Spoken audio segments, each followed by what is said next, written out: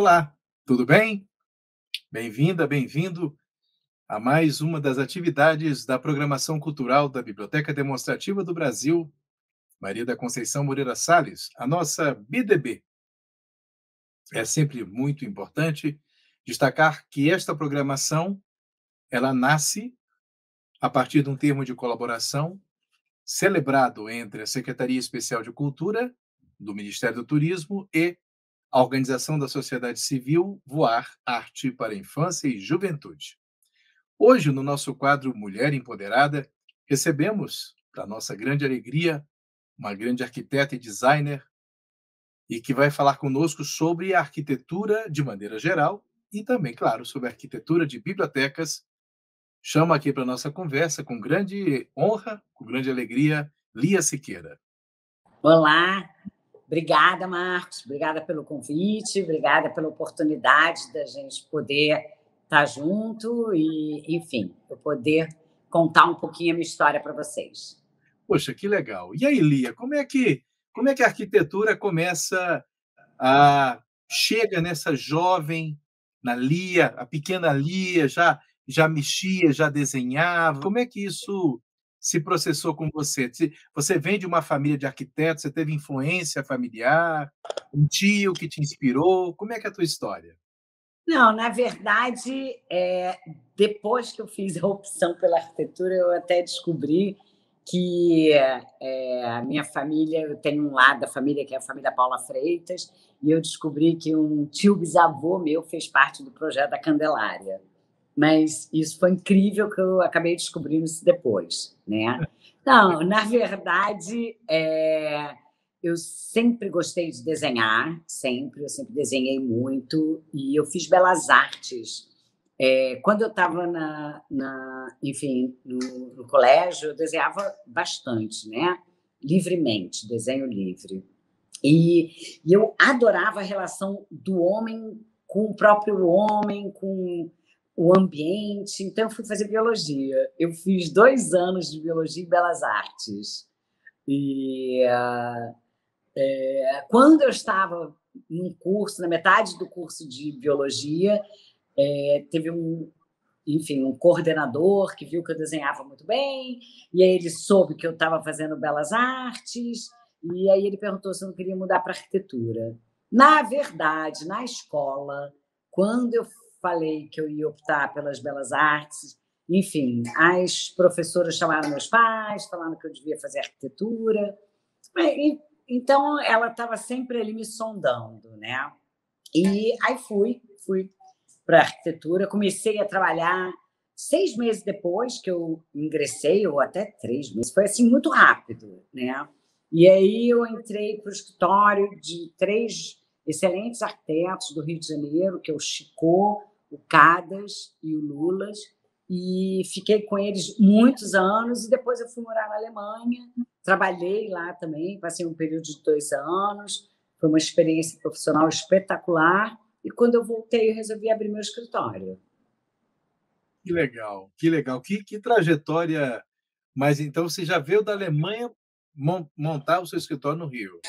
Sim, depois dessa experiência na Alemanha, quando eu cheguei no Rio, eu dei uma sondada, assim, meus 3 ex-chefes, e aí os amigos começaram a me pedir trabalho. Olha, Então, quando eu vi, eu já estava envolvida, e aí resolvi abrir o escritório, e aí começou carreira solo, e enfim, até hoje.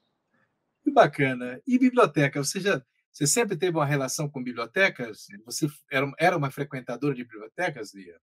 Sim, sim. Meu pai ele era um leitor voraz e na verdade eu sempre gostei do livro por ambos os lados, né? Pela literatura, mas principalmente pela imagem. Eu tenho uma memória fotográfica assim especial, que sempre foi uma grande aliada, uma parceira do meu trabalho. E eu sempre tive uma relação com a imagem do belo.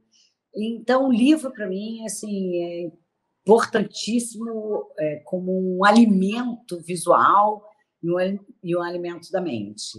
Eu sobrevivo e eu preciso dos livros. Então, realmente, assim, a minha casa, eu habito entre os livros e eu acabo admirando muito e estando muito perto dos clientes que também são admiradores de uma boa leitura e uma boa biblioteca. Você consegue, assim, acha que tem um jeito diferente da mulher arquiteta para os homens, da maneira como vocês concebem os projetos, da questão do detalhamento das coisas? Você consegue perceber alguma diferença nesse trato na área de vocês?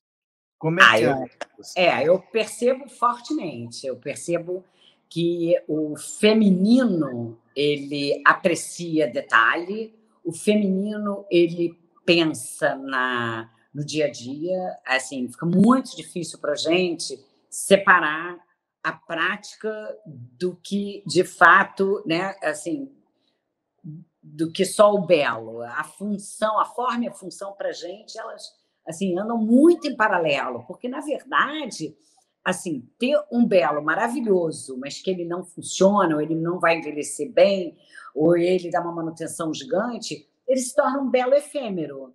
Então, esse belo não me interessa, porque eu quero um belo que sempre me alimente e que seja fácil de eu mantê-lo como belo.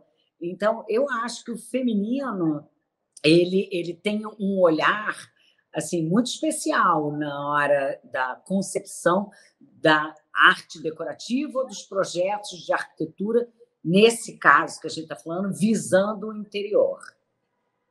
Entendi. Teve alguma professora no seu curso que foi importante na sua formação? Foi muito especial? Ah, eu fui aluna da Lígia Pape, Olha! como na aula de plástica, em arquitetura, nem foi na Belas Artes.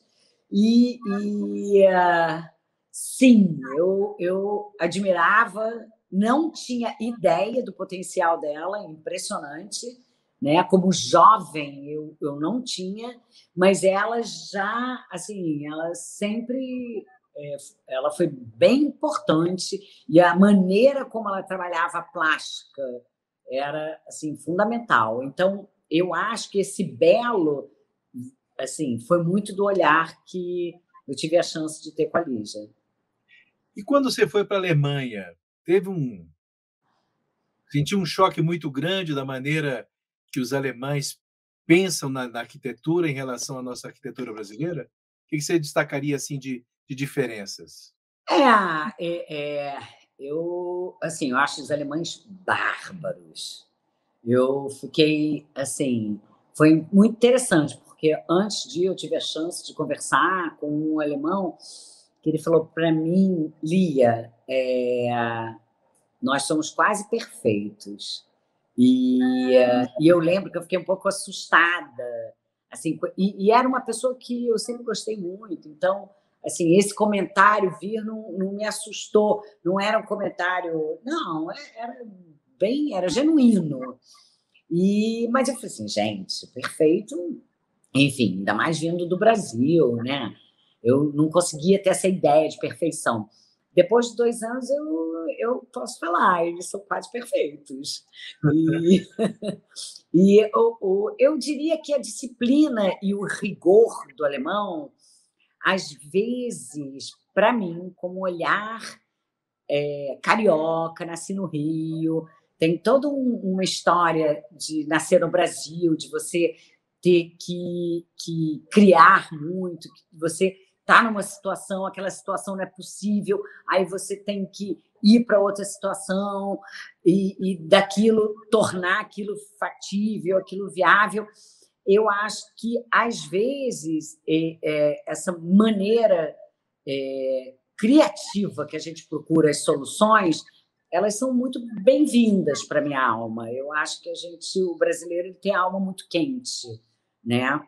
E o alemão tem de outra maneira.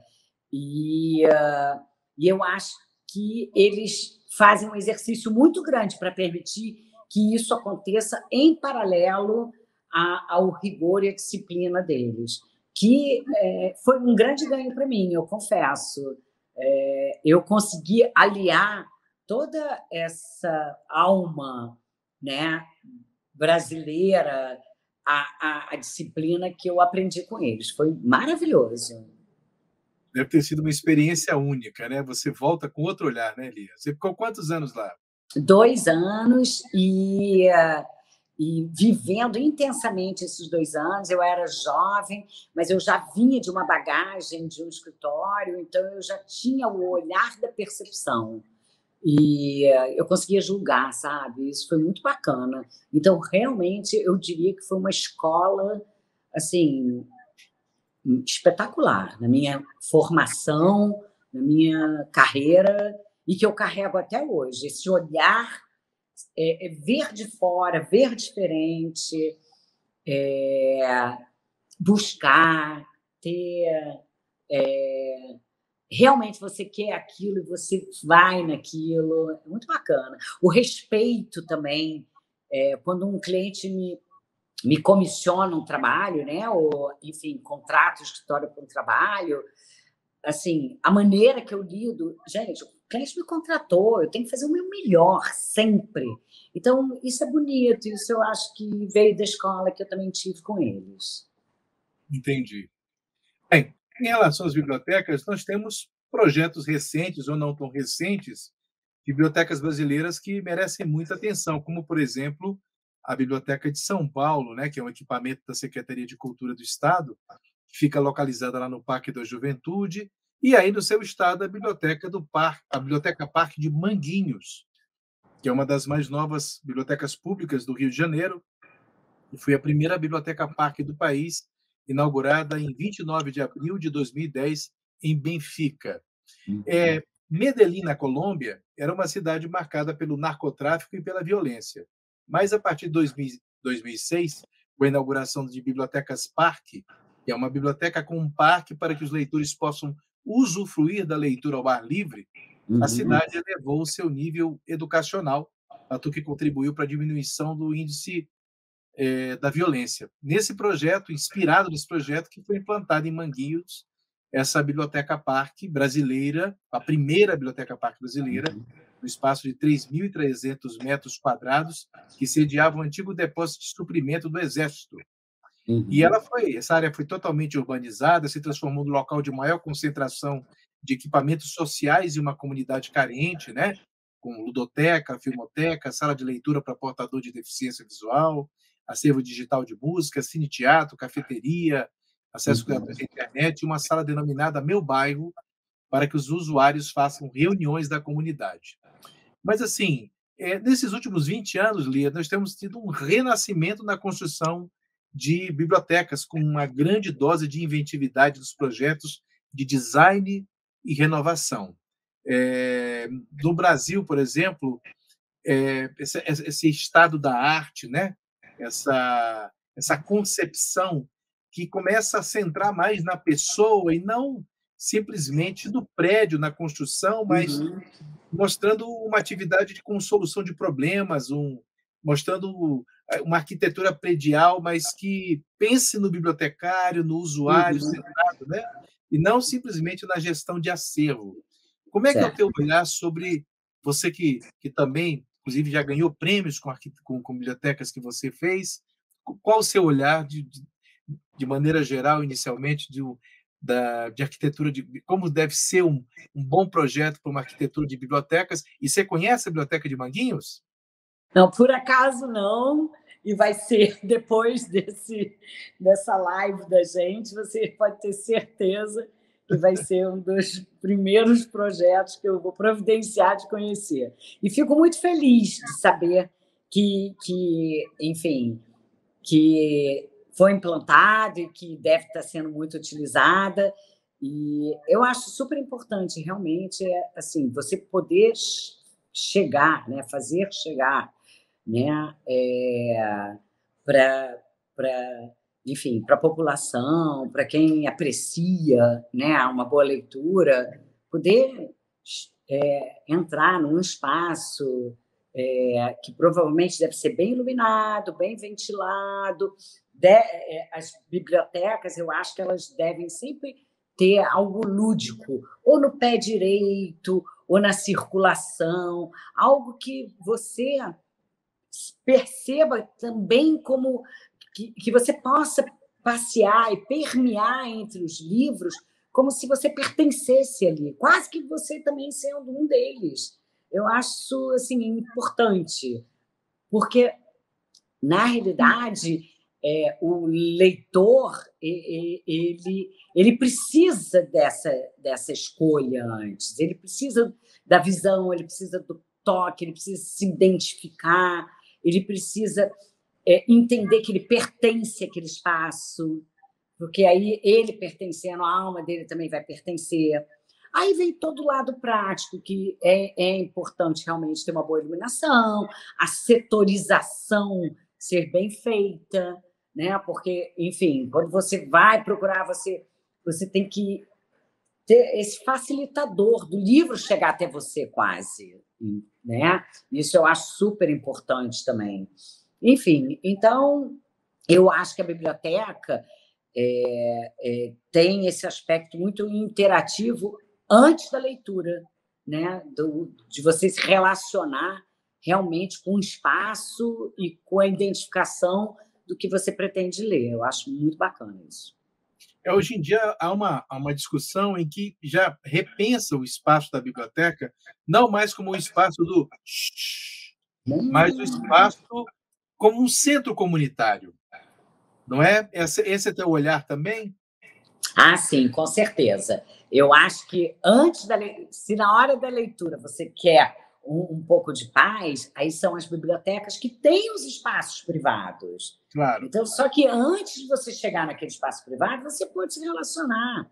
E eu acho que essa troca de informação é muito rica, porque na hora que você está ali olhando a biblioteca como um todo, é espetacular que você possa trocar ideia com um usuário que às vezes você nem conhece e que é maravilhoso, que ele vai dar a visão dele, ou ele vai te dar uma dica de alguma coisa que você queira ler, ou se torna um novo companheiro, ou você também pode, se você está acompanhada por alguém, você pode falar mesmo, esse é maravilhoso, vamos ver aquele.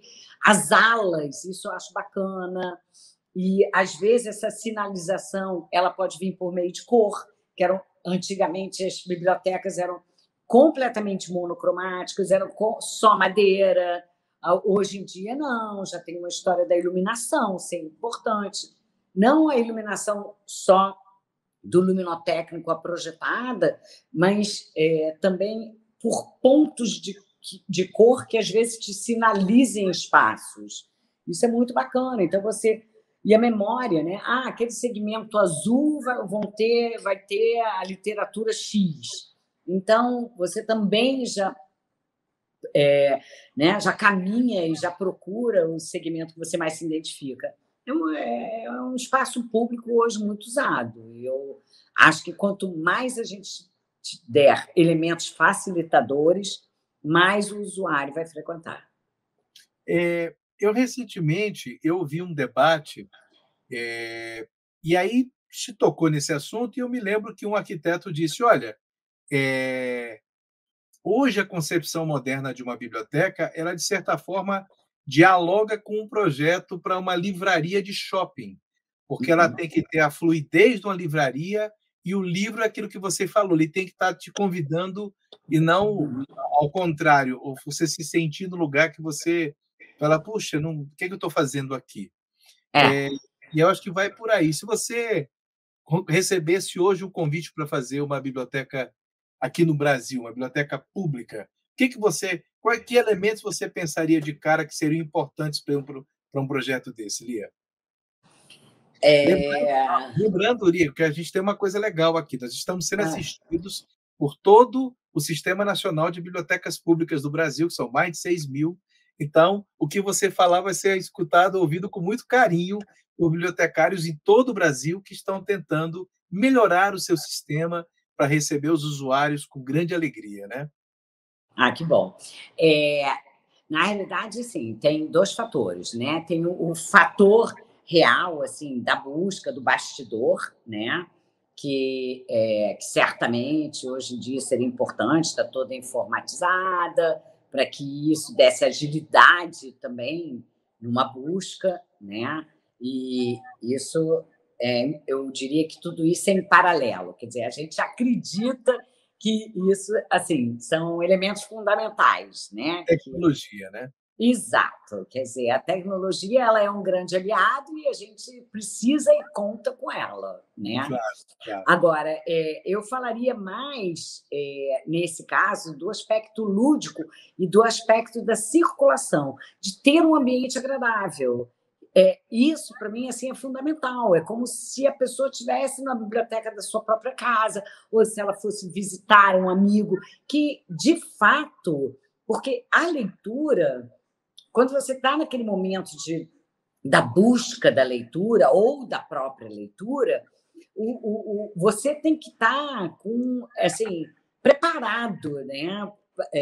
Se sentindo assim, acolhido, se sentindo, podendo de fato se concentrar, se quiser, aí vão as salas especiais.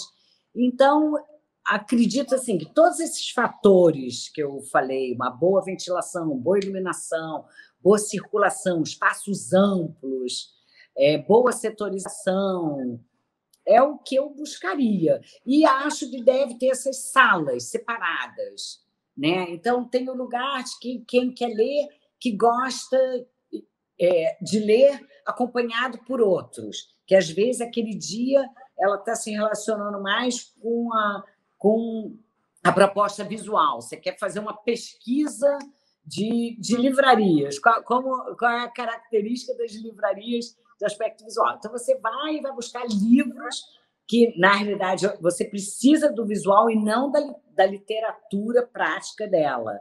Então, é diferente. Então, o leitor que procura isso, ele quer para um espaço mais dinâmico. No entanto, o leitor que ele precisa se concentrar, ele quer para um espaço mais calmo. Aí vem as crianças também, que é espetacular. Poder oferecer para as crianças um espaço lúdico é fundamental.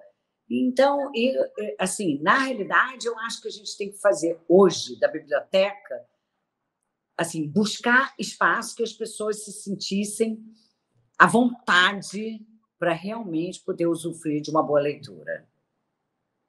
Você foi premiado uma época pelo prêmio do IAB, com a Casa Biblioteca do editor Pedro Corrêa do Lábio. Como é que foi esse projeto? Foi um projeto espetacular, o Pedro é incrível, assim, a capacidade do Pedro de poder oferecer, né, para todos nós um acervo assim, riquíssimo. Então, a gente optou, no caso do Pedro, a gente optou que a gente, em função, né, da maneira que a gente queria, que o usuário ele é uma biblioteca vertical, circular, e você passeia pela biblioteca e vai subir nos andares. É de uma beleza, assim, a chance de você poder ver os livros. Então, ora você vê os livros na sua frente, ora você vê os livros um pouco mais para frente, porque como ela é estreita, você pode observar o livro a uma certa distância. Nossa! É uma beleza. E aí, esse distanciamento, de alguma maneira, e como você tem o distanciamento e você está do lado ao mesmo tempo, você tem mais curiosidade ainda de continuar esse percurso e chegar até o outro lado. Então, assim, realmente foi uma sorte nossa, porque o espaço físico permitia isso, e foi uma grande surpresa que o acervo dele também ele foi perfeito, e ter se tornado uma biblioteca circular única é muito importante. Um pouco parecido da forma que o Guggenheim funciona, salvo escalas, óbvio. O Museu Guggenheim, que acontece Frank Lloyd Wright, que acontece em Nova York, ele foi muito inusitado, porque, na realidade, é uma grande rampa circular e conforme você vai subindo nas paredes, você vai apreciando as obras de arte. Então, a biblioteca do Pedro, assim, de alguma forma, a maneira que você se relaciona com ela é um pouco parecido, eu diria, com o que aconteceu com Guggenheim. Você gosta muito de trabalhar com marcenaria, né, Lia? Eu acho que a madeira ela é ela é impressionante, né? Porque a madeira ela aceita tudo. Então, a capacidade da gente de planejar, de pensar e de criar madeira, né, de transformar a madeira no que de fato a gente pretende, é muito forte. E no Brasil a gente tem artesãos maravilhosos e também a gente tem a própria matéria-prima feita hoje com muita consciência e, enfim, florestas que são, né, com o estudo todo linkado com a ecologia, com a sustentabilidade. Então, eu acredito muito que a madeira, até porque, na realidade, assim, a gente parando para pensar, a folha, né, o papel, ele vem. Então, é como se você estivesse trabalhando um único material e que ele pode proporcionar a gente, assim, né, layers né, de relação. Então, quando você faz uma biblioteca com madeira e você tem um livro que veio do pergaminho e que depois veio do papel, a gente está falando de um único material, né? Então há um diálogo É, explícito ali, não é? Implícito, perfeito. não é? Exatamente. E esse design thinking que vocês estão fazendo hoje na arquitetura, a tecnologia está cada dia que passa exercendo um papel mais importante ou pode atrapalhar porque a pessoa pode querer colocar tudo na plataforma e deixar essa criatividade um pouco de lado? Como é que você vê isso? Eu acho que, assim, eu acho que a gente tem os dois lados, né? Eu acho que tem profissionais que são muito. é, eu acho que esse universo capitalista que a gente vive hoje, ele realmente ele criou dois caminhos nítidos, né? Eu trabalho mais no caminho do estúdio, né? Eu até tento sempre falar que o escritório da gente é um estúdio. Particularmente, eu sou admiradora da tecnologia, mas eu acho que na confecção dos projetos e no pensamento criativo, eu acho muito importante você caminhar por tudo. Eu acho que depois que você exerceu o pensamento criativo e ele veio, aí você ter a ferramenta, para que a ferramenta aí é espetacular, né? Mas o objeto assim do pensamento, ele nascer da mente da gente, do tridimensional da criatividade, eu acho espetacular. Agora, claro que hoje em dia, com o computador, esse até o tridimensional da criatividade, ela está muito ligada a tudo que a gente vê e olha e que a gente entende que, de fato, a tecnologia pode trazer para a gente. E isso acontece, e ela está aí nos grandes museus, nos grandes, a gente percebe nas grandes obras dos arquitetos atuais que, desde Zaha Hadid ou a todos esses que trabalham muito orgânico, que jamais a gente poderia ter a chance de tê-los se não fosse a tecnologia. Então, nada como tudo bem dosado. Como é que é o teu processo criativo? Você tem uma rotina de ficar ali em cima? Você gosta de se isolar quando está mexendo com um projeto? Como é que é o teu projeto? Quando você pega um projeto, como é que é o teu processo, Lia?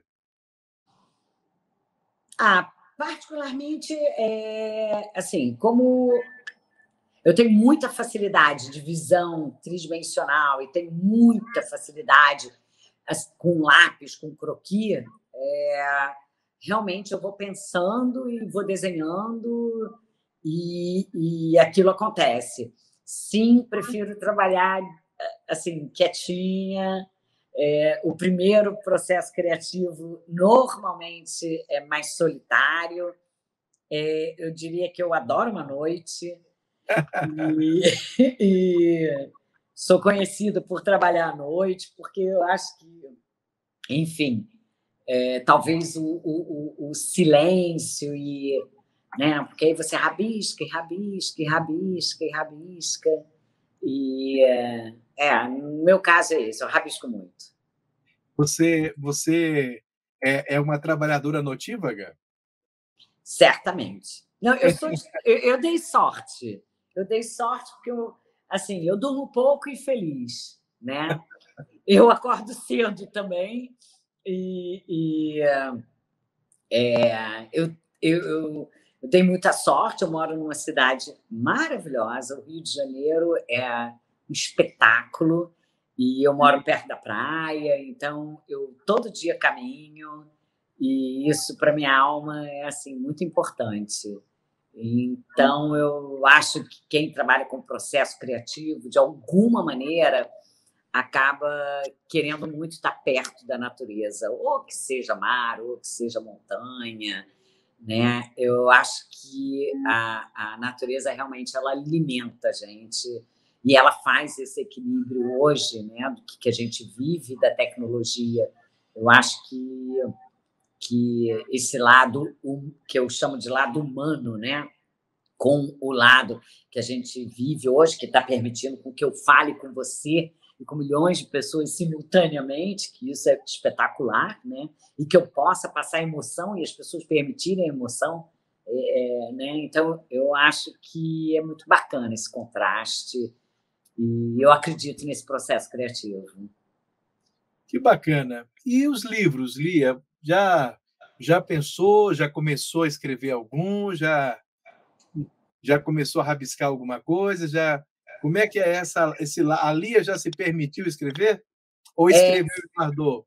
não, por acaso eu gosto de escrever, por acaso, assim, como eu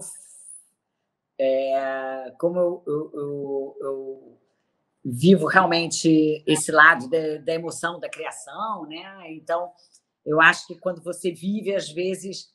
Fato é que é mais difícil para a gente se expressar, né, na narrativa do verbo, né? Todo arquiteto, através de croquis, através de imagens, ele é muito mais forte, muito melhor, né? Mas, de qualquer forma, a gente também fala um pouquinho. Eu tive a chance de fazer um livro com Ivan Rezende e com o Sérgio Rodrigues. A gente, foi premiado também, um livro muito bacana, que chama Conversas Ilustradas. O designer, né, de madeira, Sérgio Rodrigues, móveis maravilhosos, a gente gravou e conversou com o Sérgio durante uns 2 anos. E quando ele estava conversando com a gente, com o Ivan e comigo, ele croquisava o que ele estava se expressando e falando. Isso se tornou um livro que chama Conversas Ilustradas. É muito bacana. A minha experiência foi essa, e eu, às vezes, me manifesto com amigos, com cartas abertas, que eu chamo. Então, às vezes, eu quero falar algo né, sobre um tema ou algo de alguém, aí eu faço cartas abertas. Ah, que bacana, que bacana. Bem, a gente está daqui a pouquinho chegando ao final e pensando nas meninas que estão hoje ingressando nos cursos de arquitetura e que têm um mundo de possibilidades. Estamos em 2021, ainda na época do final, espero, do final da pandemia. Sim. O que você diria a essas suas futuras colegas de trabalho que estão aí hoje querendo ingressar nessa área da arquitetura e com tantos sonhos pela frente, o que seriam boas dicas para dar para elas? Primeira dica que eu diria é uma profissão que, assim, todas as profissões, né? Mas a arquitetura, você é uma profissão que você tem que amar muito, muito. Porque Porque se você amar muito, você vai conseguir se dedicar e ter o resultado. É uma profissão que você tem que se dedicar, porque para ela acontecer, ela precisa da sua dedicação ali, sempre, né? Eu acho que a mulher tem a mulher que opta por assim, por uma profissão que ela vai ter que se dedicar tanto, ela tem que entender que ela vai ter jornada dupla. E isso faz parte da nossa vida, né? É, nada como um companheiro bem vanguarda e que seja um bom parceiro.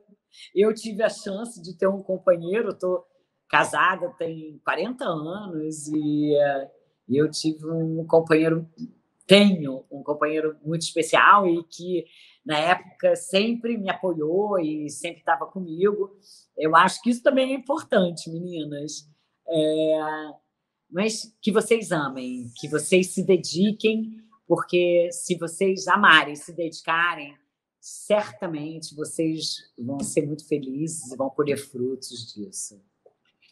Para os gestores públicos de todo o Brasil que estão pensando aí em implantar na sua cidade, no seu município, uma obra de biblioteca, o que você aconselharia para eles quando fossem pensar num projeto, buscar um profissional? Que ideias que eles têm que ter em mente na hora de pensar numa biblioteca? Porque normalmente se pensa muito no projeto físico, e a gente conversou bastante hoje sobre essa questão das pessoas. O que seria um tamanho interessante, ideal para uma boa biblioteca? Não, na realidade, eu acho que o planejamento é tudo, né? Então, eu acho que é super importante na implantação de uma biblioteca você entender, né, uma biblioteca pública, você entender o entorno, você entender aonde ela está setorizada, que tipo de usuário você vai ter, para que você possa responder a esse usuário, né? E como o usuário ele se sentiria bem utilizando, foi aquilo que a gente falou antes, né? Isso para mim é fundamental.